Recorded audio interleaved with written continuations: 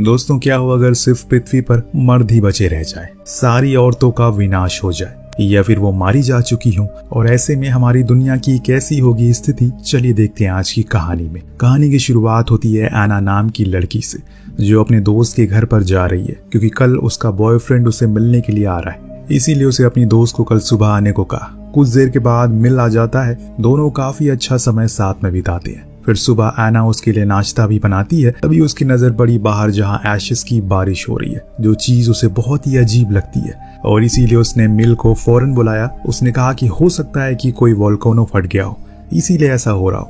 लेकिन इतने में एना की दोस्त घर में आई और उसकी हालत बहुत ही खराब हो रखी थी। ये लोग फौरन उसे हॉस्पिटल लेकर गए, लेकिन वहां जाकर इन्हें पता चला सिर्फ एना की दोस्त नहीं बीमार है, बल्कि इस देश की सारी औरतें एक एक करके बीमार होती जा रही हैं, जिसके कारण हॉस्पिटल में हड़कंप मच चुका है। मिल को अपनी गर्लफ्रेंड की चिंता होने लगती है। वो उसे लेकर फौरन अपने घर आया और सब कुछ सील कर दिया। इंटरनेट और बाकी चीजों से पता लगा कि ये असल में एक वायरस है, जो कि अब धीरे धीरे करके सभी देशों में फैल रहा है, जो कि सिर्फ औरतों को ही अपना निशाना बना रहा है, जिसके कारण औरतों की जनसंख्या में अब तेजी से गिरावट आ रही है। इस चीज को जानने के बाद मिल तो और ज्यादा जागरूक हो गया। उसने सब कुछ बंद कर दिया। एना को ना ही वो बाहर जा सकती है, ना ही कुछ बाहर से खा सकती है, ना ही किसी से बात कर सकती है। सब कुछ वो उसी के लिए कर रहा है ताकि वो बची रहे, जिंदा रहे, क्योंकि जिस तेजी से ये बीमारी फैल रही है वो समय बहुत दूर नहीं जब ब्रह्मांड में औरतें बचेंगी ही नहीं। खैर, अब यहाँ रात होने पर एना तो सो गई, लेकिन जब अगले दिन उठी तो मिल काम ही कर रहा था। उसने एक भी कोना नहीं छोड़ा था घर का। उसे ये पता था कि अगर किसी को पता चला इस घर में औरत है तो वो फौरन अंदर आ जाएंगे और एना को ले जाएंगे, ताकि उस पर एक्सपेरिमेंट करके एंटीडोट बना सके, जो कि वो चाहता नहीं है। और इसीलिए अब उसने उसका फोन भी छीन लिया ताकि वो ट्रेस ना हो सके। अब ये सिलसिला ऐसे ही चलता रहा। धीरे धीरे करके बाहर क्या हो रहा है ये सब चीजें एना को भी समझ में आने लगी, क्योंकि हर समय वो टीवी के सामने ही बैठी रहती थी। तो वहीं दूसरी ओर मिल ने उसके लिए एक बेड बनाया, ताकि अगर ये चीजें और ज्यादा फैल गई या फिर उसके घर में किसी ने घुसने की कोशिश करी तो वो उसे बेड में छुपा दे। समय के साथ जैसे जैसे औरतों का अंत करीब आता चला गया है, बाहर जनता भी पागल हो गई है। उन्होंने सब कुछ तोड़ना फोड़ना शुरू कर दिया है, चीजें जलाने लगे हैं। उनके मन में आक्रोश था, अगर सरकार ने कुछ तरीका नहीं निकाला तो ऐसे ही पूरी दुनिया में सिर्फ मर्द ही बचे रह जाएंगे। इस बीच एना ने एक फेक आईडी बनाई ताकि वो लोगों से बात कर सके, जो कोई भी बाहर है।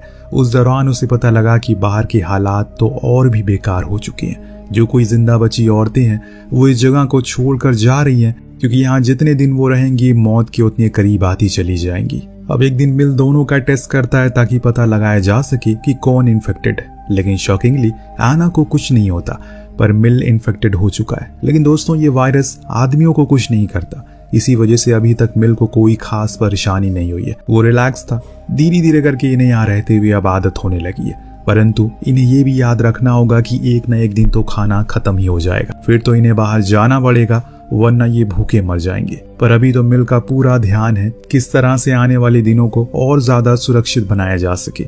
इस बीच एना देखती है जिन जिन लड़कियों से वो बात कर रही है अपनी फेक आईडी के द्वारा, उन सभी की एक एक करके मौत होने लगी है। इस बात का दुख इन दोनों को ही होता है, क्योंकि ये चीज इस दुनिया के लिए सही नहीं है। अगर ऐसा ही चलता रहा तो सब कुछ खत्म हो जाएगा। जो जो लड़कियां मारी गई थी इस वायरस से, उन सभी की फोटोज एना ने अपने रूम में लगा लिया था, क्योंकि उसने उस सभी से बात की थी। वो सभी लड़कियां उसकी जिंदगी का हिस्सा बन चुकी थी। 1 साल से ऊपर इन्हें यहाँ रहते हुए हो गया अब, और तब से ये लोग इस घर के बाहर नहीं निकले, और ना ही निकले तो बेहतर है, क्योंकि बाहर के हालात तो बद से बदतर हो चुके हैं। एक दिन एना के पास उसके पिता की कॉल आई उसके फोन पर मिल ने कहा कि तुम उसे मत उठाना। पर एना अपने पिता को देखना चाहती है, और इसीलिए मजबूरी में मिल उसे फोन उठाने को कह देता है, लेकिन बिना कुछ बोले, ना ही खुद को दिखाए हुए, जिसके लिए वो मान गई। और उसने वीडियो कॉल को उठाया, अपने पिता को देखा तो उसके आंसू निकल गए, क्योंकि वो बहुत ही बीमार थे और अब तो एकदम अकेले भी है। उसकी माँ की मौत हो चुकी है। इस चीज को सुनने के बाद एना से रहा नहीं जाता। वो बोल ही देती है, पर तभी मिलाकर उसके फोन को छीन लेता है और कॉल को काट देता है। उसका कहना था कि इस लाइन को बाहर पुलिस ट्रैक कर रही है। अगर उन्हें पता चला कि कोई औरत यहाँ पर है तो मेरे लिए नहीं तुम्हारे लिए परेशानी होगी। पर एना को अब बाहर निकलना था, क्योंकि यहाँ उसे घुटन होने लगी है। उसका कहना है कि मिल उसे कंट्रोल करता है, पर मिल उसे समझाता है कि बाहर जाना तुम्हारे लिए मौत के मुंह में जाने के बराबर है। तुम क्यों मेरी बात समझ नहीं रही हो, और फिर एक दिन तुम्हारी कहानी खत्म हो जाएगी। लेकिन एना के दिमाग में तो भूसा भरा होता है। उसे मिल की कही बात समझ ही नहीं आ रही थी। यहाँ तक कि उसने उसके ऊपर ही बंदूक तान दी और खुद अकेली ऊपर चली गई टेरिस पर, जहाँ पर ढेर सारी एशेस उसी के ऊपर गिर रही थी। और ये देखकर वो फौरन उसे अंदर लेकर आता है, नहलाता है उसे, ताकि जो कुछ भी उसके शरीर पर लगा है वो सब कुछ साफ हो जाए। अभी यहाँ पर इस घर में रहते 400 दिन से ज्यादा का समय बीत चुका है, लेकिन अभी भी ये लोग यहीं पर इसी जगह पर खुद का जीवन व्यतीत कर रहे हैं। अब एक दिन हर महीने की तरह आज भी ये टेस्ट करने के लिए बैठते हैं कि तभी बाहर इन्हें कुछ पुलिस कार नजर आती है। मिल ने फौरन ऐना को उसी बेड में छुपा दिया जो उसने उसके लिए बनाया था, और इतने में पुलिस अंदर आ गई, जिन्होंने पूरे घर को छान मारा पर उन्हें कुछ नहीं मिला। लेकिन हाँ, वो पूरी तरह से श्योर थे कि यहाँ पर कोई लड़की है, लेकिन कुछ ना मिलने पर वो खुद ही वापस चले गए। लेकिन एक पुलिस वाला था जो जाते जाते मिल से कहता है, मुझे पता है कि यहाँ पर तुम्हारी गर्लफ्रेंड रहती है, क्योंकि तुम्हारे टेबल पर एक नहीं बल्कि 2 किट रखी थी। लेकिन घबराओ मत, मैं किसी को ये नहीं बताऊंगा, इसीलिए जब तक वो जिंदा है तब तक उसके साथ रहना। उसकी ये बात मिल के दिल को लग जाती है कि जब तक वो जिंदा है तब तक उसके साथ ही रहना। आज के समय पर हर किसी को पता है कि अगर कोई औरत है तो वो ज्यादा दिन जिंदा नहीं रह पाएगी, पर मिल इस चीज को बदलना चाहता है। वो अपनी गर्लफ्रेंड को मरने नहीं देगा और इसीलिए उसने फैसला किया कि अब वो यहाँ पर नहीं रहेगा बल्कि कहीं दूर चला जाएगा। इसीलिए दोनों ने पैकिंग करना शुरू की और निकल पड़े एक अनजान सफर के लिए, जिसकी मंजिल क्या है ये ना ही उन्हें पता है और ना ही हमें। कुछ मील का सफर तय करने के बाद ये दोनों एक कैफे के बाहर रुके ताकि कुछ खाना खा सके। यहाँ मिल ने आना को कुछ खास चेतावनी दी है, किसी से कुछ भी बात मत करना, कोई पूछे तो जवाब मत देना। उसने पूरी तरह लड़की का गेटअप कर लिया है ताकि कोई उन्हें पहचान ना सके। परंतु जब ये लोग कैफे के अंदर गए, वहां तो सारे आदमी थे, जिसमें से एक ने उसे पहचान लिया कि ये औरत, और ये बात उसने औरों को भी बता दी। ये समय ऐसा है कि सरकार ने इनाम रखा हुआ है जो किसी भी औरत को लाकर उन्हें देंगे या फिर उनके बारे में बताएंगे। इसीलिए समय रहते ये दोनों वहां से निकल कर एक ग्रोसरी स्टोर में चले गए। लेकिन वो तो पहले से लोगों द्वारा लूटा गया था, पर अभी भी कुछ चीजें थी जिन्हें ये अपने साथ लेते हैं। तभी अचानक से एक बंदा आकर ऐना की टोपी उसके सर से हटा देता है, जिससे उसके बाल दिखने लगे। इससे वो समझ गया कि ये तो औरत है। लेकिन मिल के पास बंदूक थी, जिसे वो उसे डराते हुए कहता है अगर उसने ये बात किसी को बताई तो वो उसे मार देगा। वो आदमी बहुत ही ज्यादा डर गया, इसीलिए कुछ नहीं कहता, और इतने में ये दोनों वहां से बहुत दूर आ जाते हैं। लेकिन ये हादसा ऐना को बहुत ज्यादा डरा देता है। लेकिन मिल उसे सहारा देते हुए कहता है कि तुम्हें कुछ नहीं होगा, ये लोग तुम्हें परेशान करने के लिए ऐसा कर रहे हैं, तुम हिम्मत बनाए रखो। उस रात ये दोनों एक छोटे से होटल में रुकने का डिसाइड करते हैं। तब ऐना अपने ब्रेस्ट को टेप से कसकर बांध देती है ताकि किसी को पता ना चल सके कि वो औरत है। अगले दिन ये दोनों फिर निकलते हैं। दरअसल ये लोग एक वाटरफॉल के पास जा रहे हैं, जहाँ जाना ऐना का बचपन का ख्वाब था। मरने से पहले वो एक बार वहां जाना चाहती है। अब तक उसे पता चल चुका है जैसे सभी औरतों का अंत हुआ है, उसका भी अंत नजदीक है। इसीलिए कम से कम वो अपने आखिरी सपने को तो पूरा कर ले। इसीलिए मिल उसकी मदद कर रहा है। लेकिन वो ऐसे भागते भागते थक चुकी है। आखिर कब तक वो ऐसे ही भागती रहेगी? क्या सच में औरतों के लिए अब कोई जिंदगी बची नहीं है? खैर, दोनों जंगल में काफी अंदर आने के बाद एक जगह पर कार को रोक देते हैं। फिर वहां से आगे पैदल ही चलने का तय करते हैं। लेकिन अभी जहां ये जा रहे हैं वहां तक पहुंचने में काफी समय लगने वाला है। इस बीच इन्हें 2 मुश्किलों का भी सामना करना पड़ता है, जो क्या है वो आपको कुछ देर में पता लगेगी। तो अब ये दोनों अपने इस पल को जीते हुए आगे चलते जा रहे हैं और बीच बीच में थोड़ा आराम भी करते हैं। जैसे कि आज जब इन्होंने अपना कैंप लगाया तो मिल ने आना को ड्रिंक पीने की दी, जो पीकर वो एकदम फ्रेश हो गई। मानो उसे ऐसा लगने लगा कि उसे फिर से एक बार जिंदगी जी ली। इसके बाद वो बंदूक चलाना भी सीखती है, जिसे उसे बहुत आनंद आता है। लेकिन दोनों ही इस बात से अनजान थे कि जिस शख्स ने इन्हें कैफे में पहचाना था वो अभी भी इनके पीछे है, और अब तो वो अपने साथ अपने बेटे को भी लाए।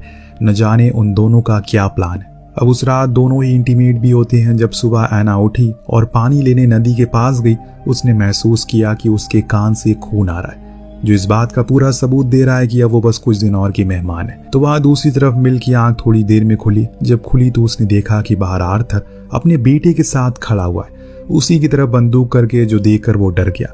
लेकिन उसे खुद से ज्यादा ऐना की चिंता थी, और इस समय उसे ये सोचकर खुशी मिल रही है कि वो यहाँ आसपास नहीं है। लेकिन वो दोनों उसे जबरदस्ती उगलवाते हैं कि वो लड़की बताओ कहाँ है। मिल उन्हें साफ साफ मना करता है कि उसके पास कोई लड़की नहीं है। लेकिन जब उसने देखा कि उन दोनों के पास ही बंदूक है, उसने चिल्लाना शुरू कर दिया, ऐना इधर मत आना, ये लोग उठाकर ले जाएंगे तुम्हें। हालांकि ऐना ने ये सब पहले ही देख लिया था, पेड़ के पीछे से छुपकर, इसीलिए वो भागना शुरू कर दिया।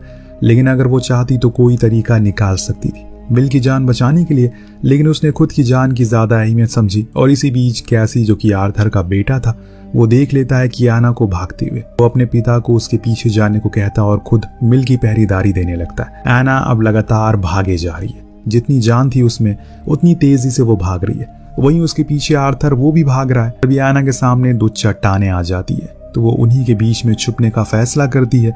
लेकिन अब उसकी हालत बहुत खराब हो चुकी है, खून लगातार गिरता जा रहा है कान से, जिसके कारण उसी दर्द में वो बेहोश हो जाती है। इधर आर्थर ने बहुत कोशिश की वो उसे ढूंढे, लेकिन वो उसे कहीं भी दिखाई दे ही नहीं रही है। इसीलिए अंधेरा होने से पहले वो वापस आ गया मिल के पास, जिसे इन लोगों ने पेड़ से बांध कर रखा था। इस दौरान आर्थर मिल से बताता है कि वो ये जानकर शौक में था कि तुमने अपनी गर्लफ्रेंड को इतने सालों से वायरस से बचाया है। अब तो 2 साल से ऊपर हो गए इस वायरस को फैले हुए, पर तुमने ये कैसे करा? मैंने तो अपनी पत्नी को बेसमेंट में छुपाया था, परंतु पुलिस को पता चल गया और वो लोग उसे ले गए वहां से। लेकिन तुम घबराओ मत, मैं कोई राक्षस नहीं हूँ। मैं तो बस इतना चाहता हूँ मेरा बेटा तुम्हारी गर्लफ्रेंड के साथ संबंध बनाए, जिससे कि फिर से एक बारी हमारी आबादी बढ़ सके। ये दुनिया, इसमें हम दोनों भी उसकी मदद करेंगे। उसकी ये बातें मिल का खून खौला देती है, पर हाथ पैर बंधे होने के कारण वो कुछ कर नहीं पा रहा था। रात काफी हो जाती है, इसीलिए आर्थर सोने के लिए चला गया और कैसी वहीं पहरा देने के लिए खड़ा रहा। तब उसने देखा कि एक औरत उसके करीब आ रही है। उसने कुछ भी नहीं पहना है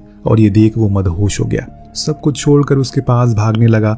दरअसल ये एना थी जो जानबूझकर इस हाल में आई थी, क्योंकि जैसे ही वो करीब आता है वो उसके सर पर पत्थर से हमला करके उसे बेहोश कर देती है और फौरन मिल की रस्सियों को खोल देती है। पर आर्थर की नींद इस हलचल से खुल गई। वो कैंप से बाहर आने की कोशिश करता है, लेकिन समय रहते ही उस पर कई बार गोलियां चलाता है, जिसमें कि वो मारा गया। लेकिन एक गोली आकर मिल को भी लग गई, पर वो रुका नहीं वहां, बल्कि अपनी गर्लफ्रेंड को लेकर आगे बढ़ गया उसी घायल हालत में वो उसे लेकर उसी वाटरफॉल के पास पहुंच गया, जहां जाना एना का बचपन से सपना था। इसे देखकर वो बहुत ज्यादा खुश हुई, लेकिन अब उसे ये पता चल गया है कि उसके साथ मिल की भी कहानी का अंत है, क्योंकि वो उसके साथ इंटीमेट जो हो चुका है, यानी कि वो इन्फेक्टेड हो गया है। पर एना को लगता है कि वो इस दुनिया की आखिरी औरत नहीं है। जरूर मिल की तरह और भी होंगे लोग जो अपने प्यार को संभाल कर रखे होंगे। दोनों ने एक आखिरी सेल्फी ली और उस कैमरा को वहीं छोड़ दिया, ताकि अगर कोई आने वाले सालों में इस जगह पर आए तो उसे इन दोनों के बारे में पता चल सके, चाहे जितनी भी मुश्किलात क्यों ना आई हो।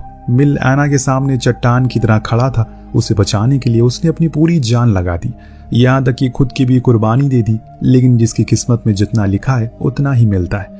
अगर आप कभी इस दुनिया में आखिरी औरत या मर्द रहे तो आखिरी बार किस इंसान से मिलना चाहेंगे? हमें कमेंट करके जरूर बताइएगा। मिलते हैं अगली वीडियो में। Thank you so much watching. Peace out.